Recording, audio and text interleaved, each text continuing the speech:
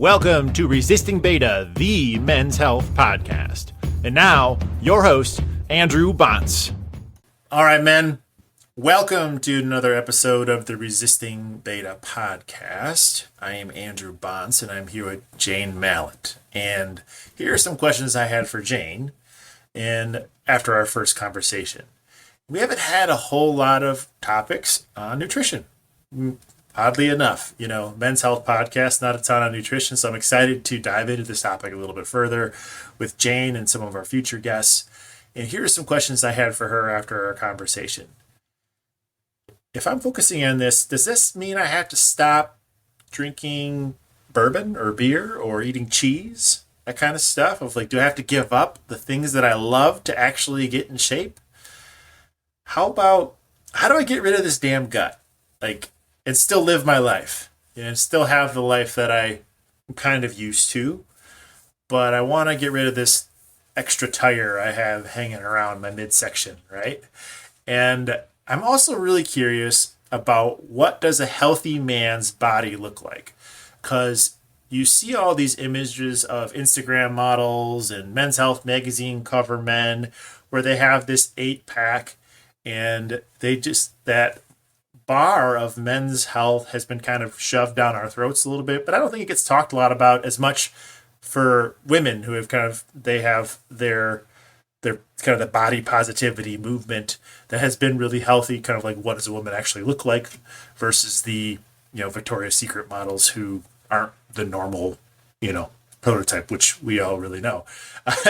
So, and I've learned some recent things about men's health and the fact that the men that have that level of, that 3 to 5% body fat actually aren't as healthy as you might think they are. So I'm kind of curious to dive into that. So a little bit about Jane. She helps men look better naked.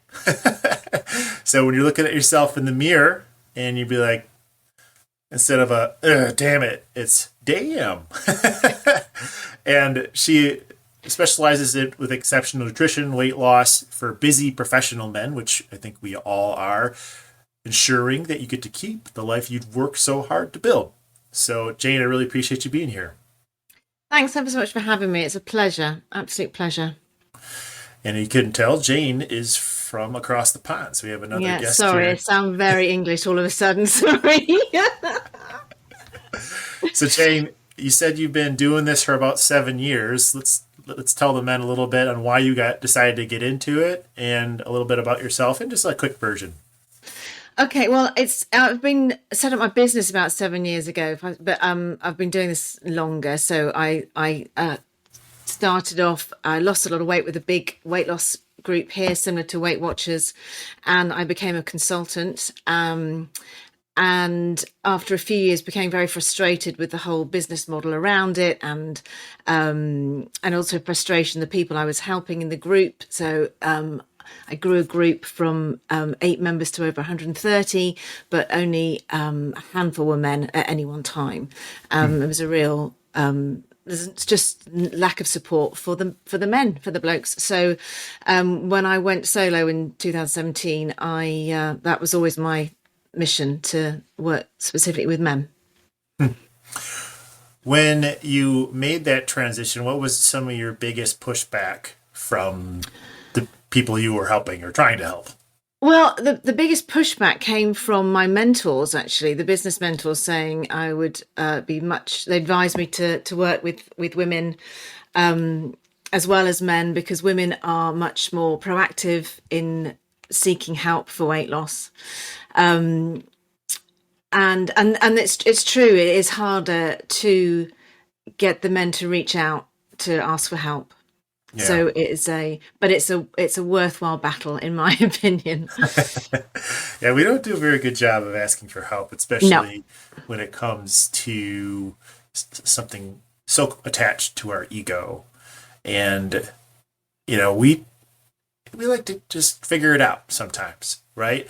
Yeah. But I think that it's so confusing right now when you look at health and nutrition. I'm like, what the hell do you look at? Because there's all of these great things like keto and carb free and carnivore and sometimes eggs are bad and then now they're good Yeah. again, and dairy is bad and dairy is good. It's so damn confusing. Like, how do you help men sort through all these confusing narratives that we're getting pelted with from Instagram and magazines and commercials and all that crap?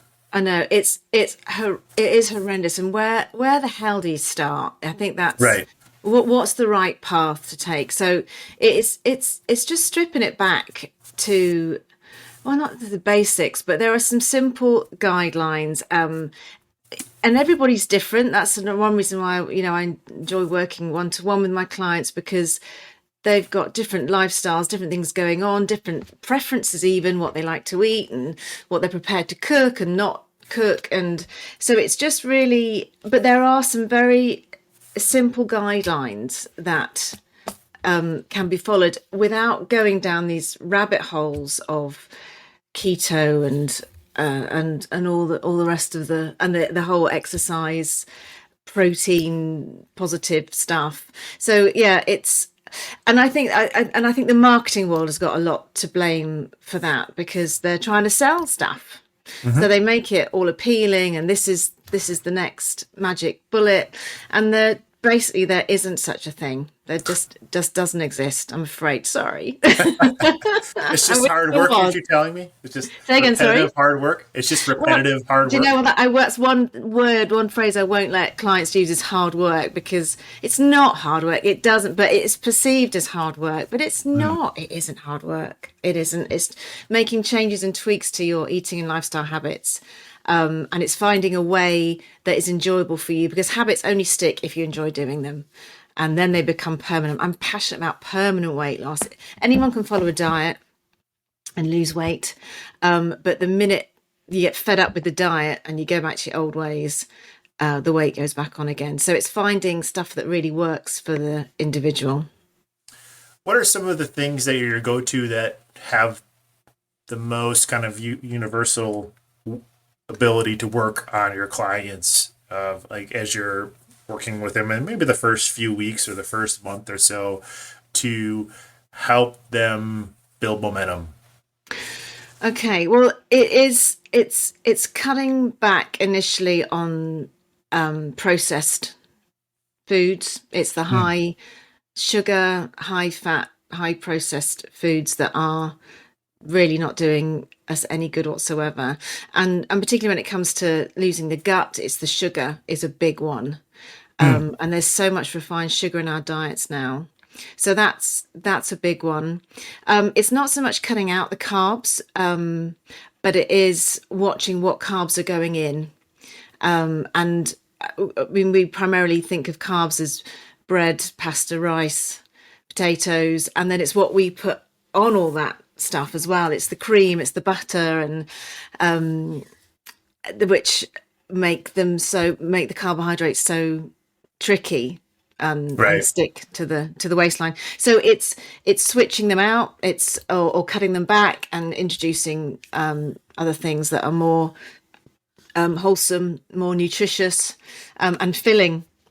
So I think that's the key. It's cutting out the rubbish and how we can cram in more of the good stuff. I think that we're coming off I saw on Instagram that we're past the date that everyone quits their New Year's resolutions. Oh yeah, that's well gone. Well gone. So the men sitting listening to this are probably beating themselves up a little bit because they tried to do too much, or the plan they're following wasn't necessarily doable long term. I mean, how do you get past that hump? Because for me, most of my life, I've kind of gained and lost that same damn 10 pounds, where I'd lose it, and then what I did to lose it kind of would relax a little bit, and then I'd gain it back. And sometimes it would be 20 pounds, and sometimes it was 30. And, thankfully I figured it out. But like, how do you help them, have that replicatable lifestyle? Yeah. Well, you must have worked out what it was that was slipping that made that 10 pounds go back on again. And I think that's the key. It's recognizing when habits start creeping in again and nipping them in the bud. But like I said, you've got to find an alternative or a different way of doing it that is enjoyable. And not banning anything. I hate whole new resolution, new year, new you rubbish. It just it drives me nuts. And January is such a bad time to do it as well. I mean, I was saying the weather here in January is pretty atrocious, and it's just short days and gloomy. And but you can certainly make a start and improvements. But we're so focused on the all or nothing. And I think, and men in particular, they'll usually, they'll sign up for some marathon or some huge health challenge, and they're all focused on that. But it's so much better to just take it slower. So I always say, don't ban anything, nothing. If you want that, like we were talking about beer earlier, you don't want to cut out beer completely. You don't want to say, right, no more crisps or chips, I think as you call them over there. So it's because as soon as you ban something, you want it even more. So it's factoring it in. Know that you're going to have your indulgence in something you really want and enjoy it guilt-free. And it's not the end of the road. My signature program is for 3 months, and I love working with clients for that long because I know within that time we're going to hit different blips in the road. There'll be birthdays, holidays, some sort of crisis, a whole motivation drop. And it's knowing, working through those and knowing that it's not the end of the road. You don't need to throw in the towel at every corner. You just got to keep going with it. Just got to keep persevering. Patience and perseverance are key words in all this, definitely. Yeah, I think for me, it was I'd always try to do too much. Like I'd hit a point of frustration. And whether it be a pair of pants not fitting, or for me, it was like I'd drive in the car and I could feel my belly jiggle while I drove. Like I could just feel my fat bounce, and I get disgusted. And then it's the self-loathing, isn't it, that kicks in then as well. And then it's like I get a case of the fuck it's, where I'm like, I'm already there, so might as well just eat ice cream and stop by the burger joint. And the all or nothing mentality. Yeah. And it is so common. And it really is finding that middle ground, so that you're not going in so strict that it only lasts a couple of weeks. And this is mindset here. We're not talking about nutrition. I think, most people know what's good and what's bad for them. And it's their whole mindset behind it that is got to change. And like you said, because when you feel that fat jiggling around and you think all those negative thoughts, and how did you let this happen? You always do this, and the way you look like, and it's all negative. So it's getting rid of that negative talk and making it positive, and like, this is possible. I can do this. I'm going to take my time. I'm going to invest time in it, and each day just pat yourself on the back for the small wins. Even if it's been a completely shit day, just say, it's find the positives in your eating and habits, and just keep it positive. It's mindset is a massive role to play in all this, definitely. Yeah, it all changed for me when I just broke it down into, okay, what is the one thing I could just focus on, And it was, I'm going to commit to this 7-minute workout every single day for 100 days in a row. And that's quite a big commitment, actually. That's a big commitment. But it was 7 minutes, right? Yeah. Where it's like, I could do 7 minutes. And some days I did 14, some days I did a whole half hour. And I didn't really necessarily focus on anything else, but it taught me that the discipline, that I could have discipline around working out. And then I tested out other stuff like intermittent fasting. I tested out, that the lifestyle food tracker where you can like scan your food and it'll tell you. My Fitness Pal is a big one, isn't it? Yeah.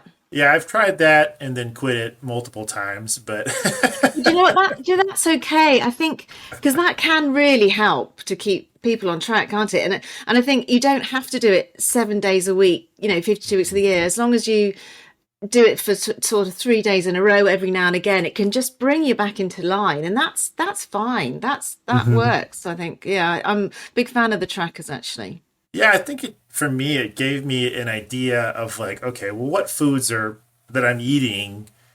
Well, how are they stacking up, right? And it's like, why can't I keep this weight off? And it was, well, one, the combination for me was intermittent fasting taught me that most of the time when I was eating, I wasn't necessarily hungry.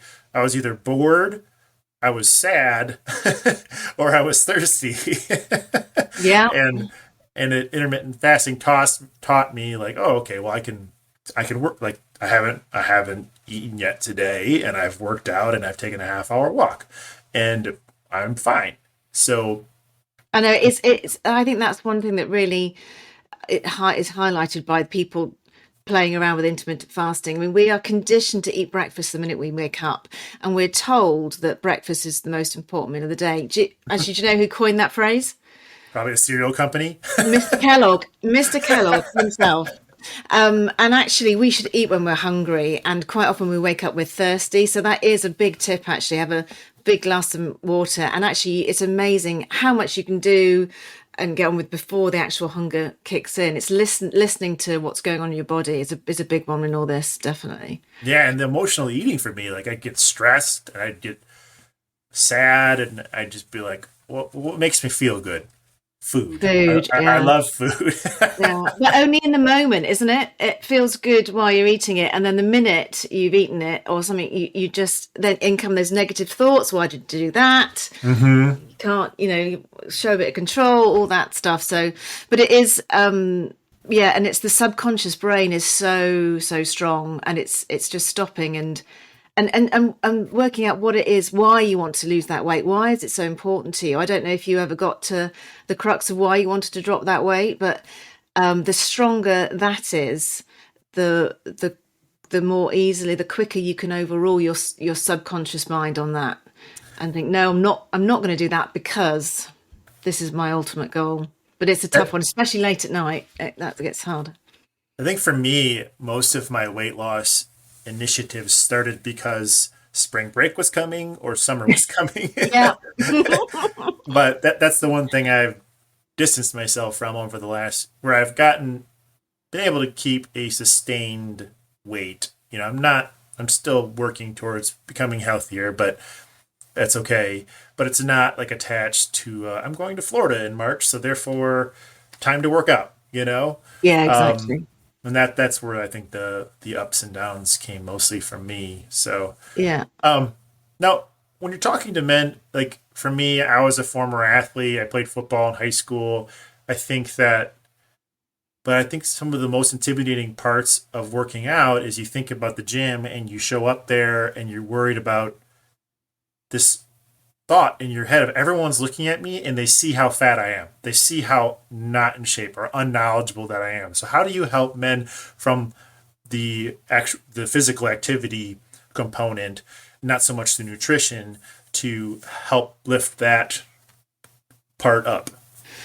Okay, well, I never start there because I strongly believe that weight loss is 80% what you eat and 20% exercise. So you have to, and men do, and again, marketing machine, all the magazines have all geared towards fitness, and that's where when men think weight loss, they quite often think exercise, gym, and it doesn't have to be like that. That 20% though is crucial. So I do talk about exercise a lot, but it doesn't have to be the gym, does it? It can be anything that you enjoy. And quite often what happens with my clients is they lose some weight, they'll do walking or swimming or find something else, and then actually later on down the line then they go to the gym. Sure. And because you can't outrun a bad diet. It's imperative that you get to grips with what you're feeding your body before you start hitting the gym. But yet again, it's like the weight loss groups, they're intimidating walking in those gyms with all those muscly guys. But But and quite often the whole gym thing can throw things off course for a while because, you get to the gym and they're throwing protein powders and recommending a different way of doing it. And, so yeah, I quite often clash with some PTs actually with my methods. But yeah, the exercise is crucial, but it doesn't have to be around a gym. There's other ways of doing it. Well, I think that's freeing because it opens up of like, well, I think that we set this bar of expectation of I need to go and do all of these things, the Spartan workouts and the 90-day hards and all of these different workouts where it's like, well, I think that we are almost addicted to the story around physical change. And we skip over like, well, what's the smallest thing I could do? Like, what's the thing that is a no-brainer for me that isn't going to be sexy on Instagram? My friends aren't going to be impressed by it, but I can burn an extra 100 to 200 calories a day, or cut 100 to 200 calories a day.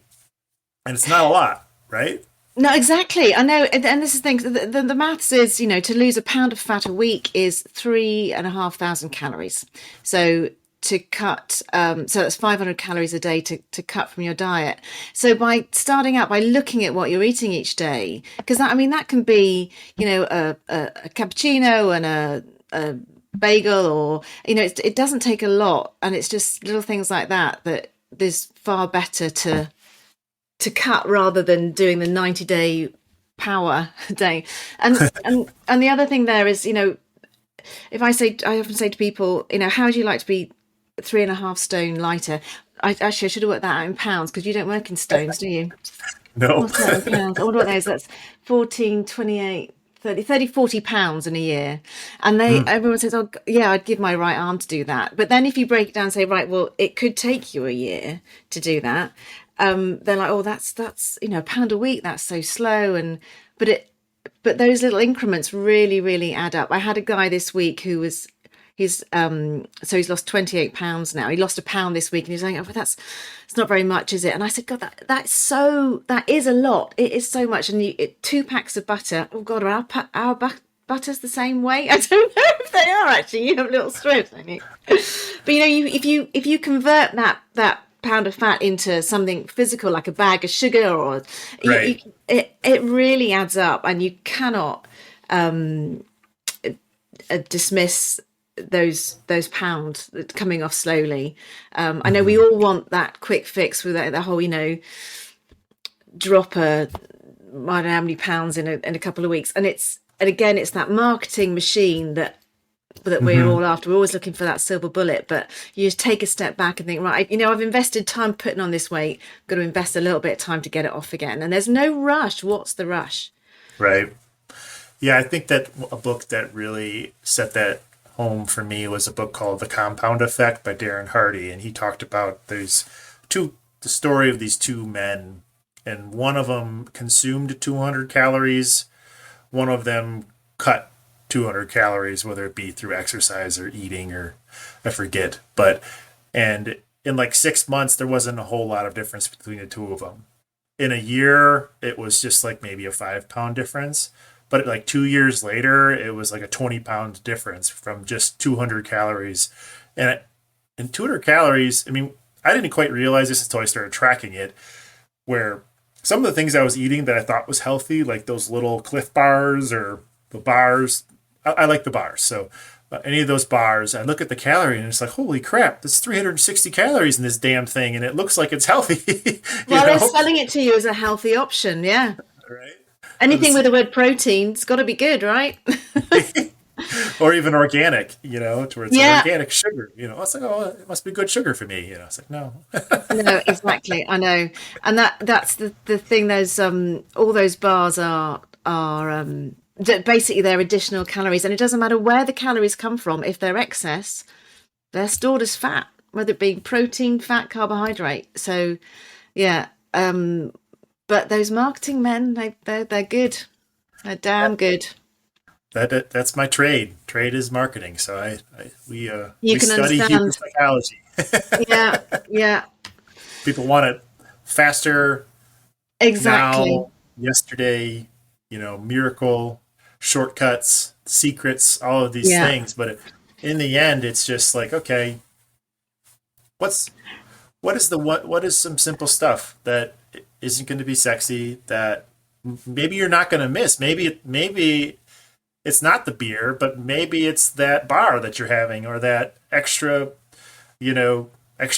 thing for lunch that you're like, oh, I could give up that. Well, here's a tip. One of the if you're using one of those trackers, quite often say, feed the phone first. So if you know what you're going to have in the day roughly, and you put in your breakfast, lunch, evening meal, whatever, and see what comes out, and then you can see then how far you've gone, and if you have any extra, how it adds up over and above what calories the program's given you.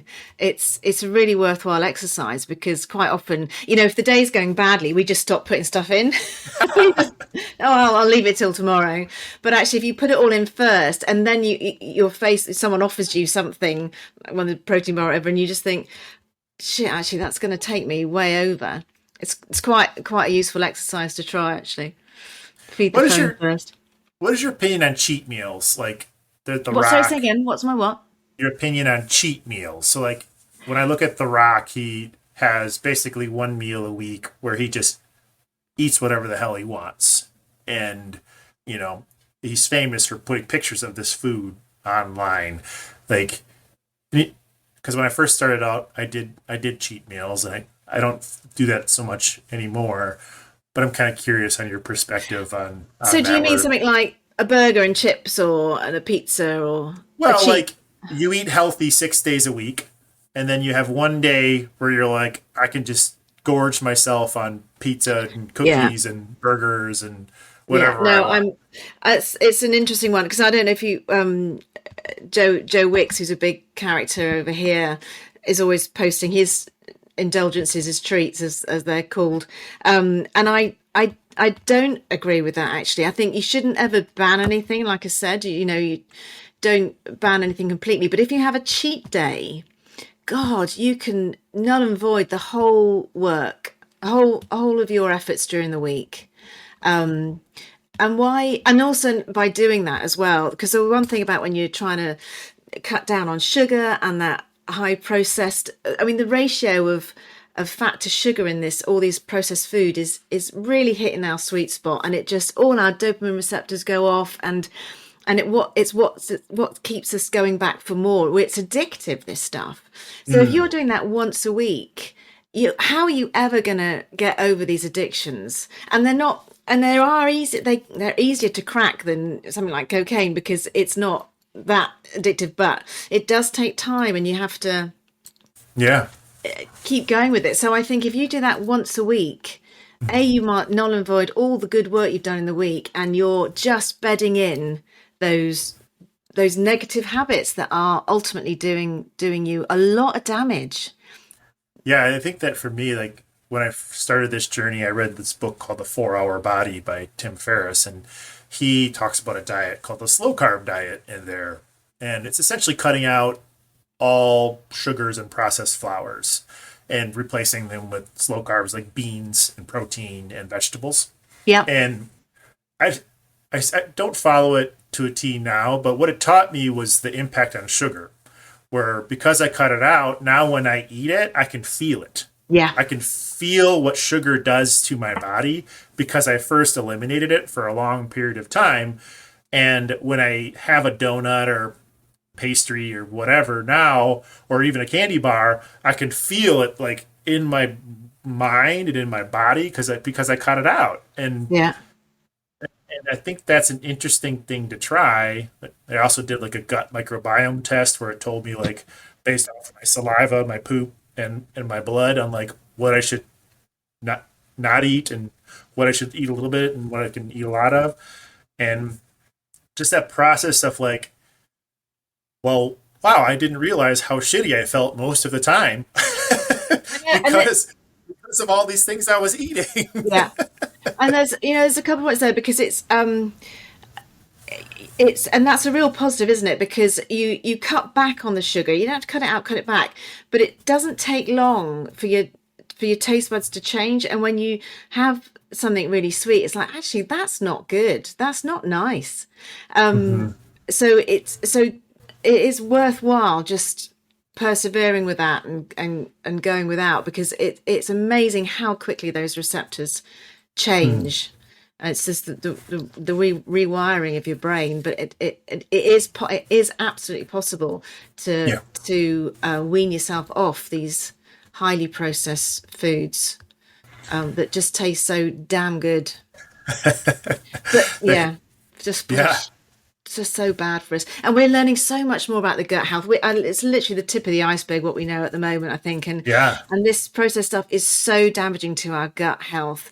And our gut health is responsible for everything, including weight loss. So, the knock-on effect with, sleep and energy. And I mean, this whole nutrition and weight loss thing, it's just a part of the puzzle. And I quite often hear from clients, I didn't realize what effect my eating was having on the rest of my life. Right. I've had one client whose business is just, I've watched it blossom because he's got energy and Hmm. clarity, and he's sleeping better, and he had no idea that the stuff he was eating was affecting all of his life like that. So Yeah. yeah. I mean, the reason why I really dove in was post divorce. I had issues with erectile dysfunction. Like, I was just like, what the hell is going on with my body? And I didn't know. And it was a problem that I needed to solve. It was like, fuck this. I'm not dealing with this for any longer than I have to. So I started diving into diet and what I was eating and acupuncture. And I really learned a lot about testosterone and kind of what you're eating and your body fat content and its contribution to your sexual health and your ability to Yeah. perform at a level that we want to perform at. God, And I and think how old were you? You were in your 38. 30s. That's Yeah. crazy, isn't it? So, Yeah. and by changing your diet was one of the major factors. Yeah. I changed. I mean, I changed a lot. So it was kind of hard to put my figure on what exactly worked. I mean, a lot of it was mental too, because Right. of going through the trauma of a divorce and being with the same woman for 18 years and then, you Yeah. know, getting naked in front of a new woman and that I, It's hadn't, hadn't, terrifying. Yeah. hadn't known that long, and all the pressure associated with that. So if you don't have everything else figured out and you're not at optimal health or what you're eating and your body fat percentages and if you're eating a lot of estrogen based foods and all this stuff towards this gigantic rabbit hole of because the if you don't have your sexual health figured out, it's usually the first barometer. The first thing that breaks for men is our dicks. To where if it's not performing as it should or as it There's has, something wrong. Okay. Yeah. wrong.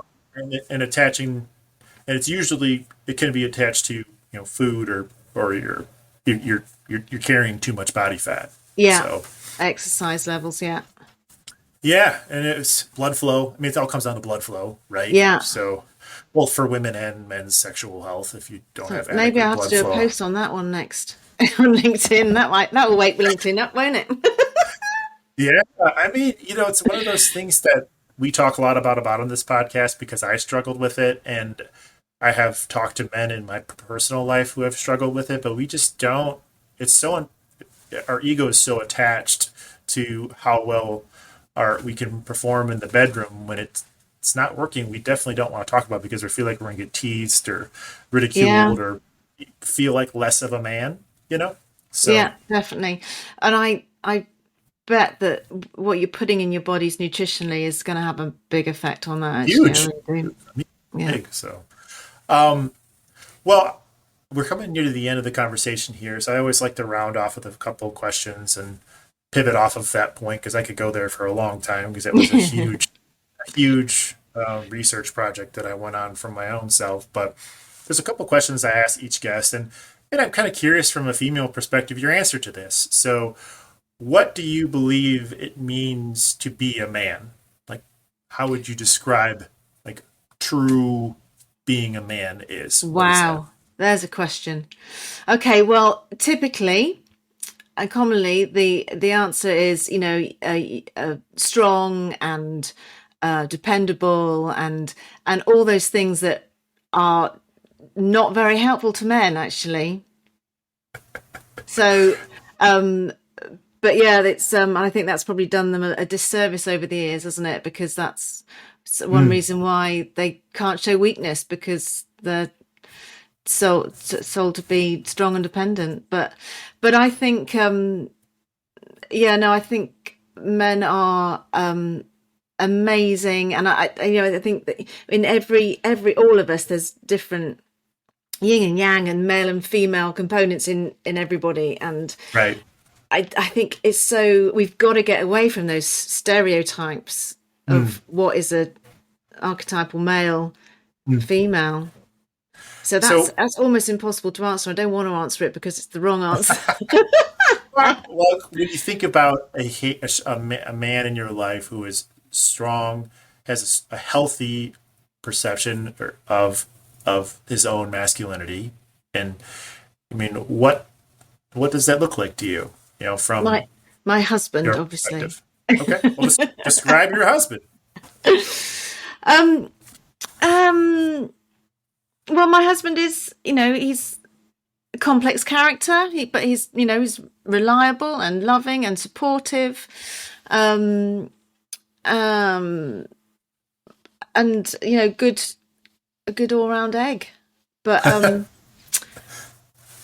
but yeah, that's one reason why another reason why I enjoy working with men more. There's just I just get on well with guys. I need to have that energy around. I bounce off that energy really, really well. Cool. But yeah, what's your typical answer to that question, Andrew? That's a tough one. That's one of the reasons why I love it so much, is I get a different answer every single time. So yeah, depends on the guy and where he's at in his life and how much work he's invested into. It's usually something around integrity, kind of the description of doing what you say you're going to do, living a life of service, and putting others first to accomplish a mission that's greater than yourself. So it's that's pressure as well, though, isn't it? That's a big old answer. I'll come up with the right answer at 3:00 in the morning, and I'll drop you a line. Cool. I can add it to the show notes. So, so the other parts to the as we conclude to the episode here is allowing you to put your professorial hat on and giving the men some homework over the next 7 days. So, and this is basically like, what are some baby steps, a simple change they can make over the next 7 days where they can start getting some quick results or some momentum towards living, a healthier life.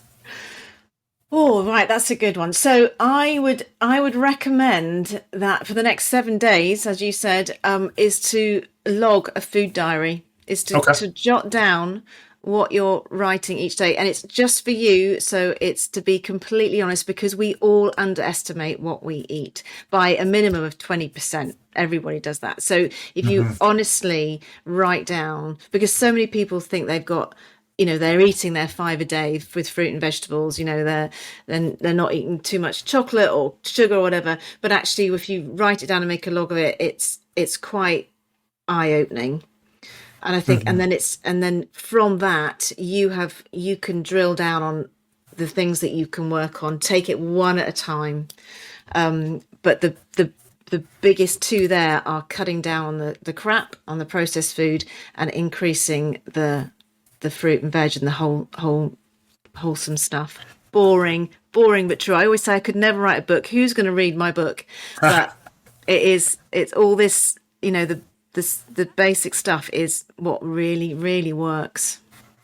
And I think that because you start keeping promises to yourselves too, to where because you're having to track it, there may be some things that you might put in your mouth that you're like, you know what? I'm not going to eat that, because you're tracking it, because you're paying attention, right? Because otherwise you could just eat mindlessly. Exactly. When I start working with clients, that's the first thing I get them to do is to keep a diary. And I say to them, if you don't eat something because I'm looking over your shoulder, then just jot it down at the bottom, because there's so many times you think, oh no, I'm not going to eat that because I've got to write it down. But you have to put it on there that's what you would have normally have done, because you can't lie to yourself about this. You've got to be honest, completely honest. And the other bit of homework is the positivity. If you're talking to yourself negatively, it's never going to last. It'll just drive you to eat more crap. So it's that mindset goes hand in hand with this 100%. Or crash and burn and self-sabotage and just have a case of the fuck it's like, I'm already done. Exactly. And you do you know what? And everyone has a fuck it day. I call it a sod it day because I'm slightly but yeah, and that's okay. That's okay. Just don't let it be a week. Yeah. Cool. Well, if the men want to stay in touch with you, reach out to you, ask some questions, where do you typically spend most of your time online? I am pretty much all about LinkedIn, on LinkedIn. That's the best place to find me and get hold of me. Cool. My website as well. I have a free download on there about how to begin, where to start, which gives an insight into how I work with my clients. And there's some really good top tips on there if anybody wants to download that as well. Cool. Yeah, I'll add all those in the show notes, gentlemen, so you can reach out to Jane if what we've talked about, you feel like she'd be a good fit to help you. Happy to answer any questions. Yeah. Well, Jane, I want to honor you for a second because of one thing that you told me and what we talked about, to where there's so much emphasis on women's weight loss. And I think men get lost in the fold a little bit, to where we see these men who have these 8-packs and 6-packs that actually aren't that healthy, probably don't live a fulfilled life like that. And they don't look like that probably 90% of the year, but they get airbrushed and all that stuff, just like the women do. And it sets this bar. It's wrong. And I somebody did contact me. The men's health magazine in the UK. They've always got a picture on the front of the guy with the 6-pack, and I did a post about that actually. And somebody contacted me. He said I was one of those guys. So he's already fit, and they gave him 3 months to get front cover perfect. And it's not a natural state. It's not how it's the body's supposed to be, and the regime, which it is a regime they've gone to get through, that is not for your average guy. Absolutely not. Yeah, I even heard that their sexual health suffers and their libido suffers and all that stuff from being too thin. Yeah. So it's all running your own race and figuring this out. So absolutely. Well, Jane, I feel like we've all improved a bit for having you on the podcast and listening to you. So I do want to honor you and thank you for your time, and I appreciate everything that you do. Thank you so much. It's been lovely to meet you. And I hope people have found that helpful. I really do. Thank you. Thank you for listening to this episode of the Resisting Beta Podcast. Here's where I need your help. I'd love for you to give us a review on your favorite podcast player. Also, follow us on TikTok and Instagram, and share this message out to a man that needs to hear it, because that's how we impact this world. Thank you very much. Make it a great day, men.